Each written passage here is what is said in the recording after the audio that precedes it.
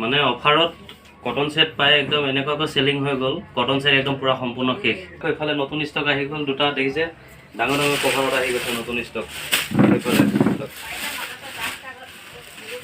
এইফালে বাউনীয়া ফুটা চাদৰ আহি গৈছে, চাওক খুব ধুনীয়া ধুনীয়া চাদৰ আহি গৈছে দেখিছে। যদি লাগে সোনকালে বুকিং কৰিব।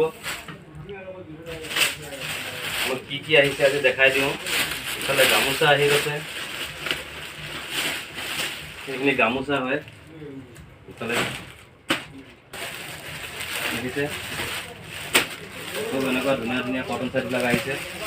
যদি লম বুলি ভাবে দোকানত আহিলে পাই যাব। আগত যিখিনি কটন সেট আনিছিলোঁ সেই খালী হৈ গ'ল। ডিজিটেল সেট আহিছে, 250 টকা ডিজিটেল সেট।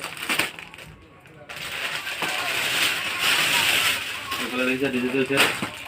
যদি ল'ম বুলি ভাবে দোকানত ডাইৰেক্ট আহিলে পাব। এইফালে কটন সেট আহি গৈছে, মানে মই গোটেইখিনি উলিয়াই দিলে জেগা নোহোৱা হৈ যাবগৈ। কটন সেট আহি গৈছে আহিছে, এইফালে আহিছে।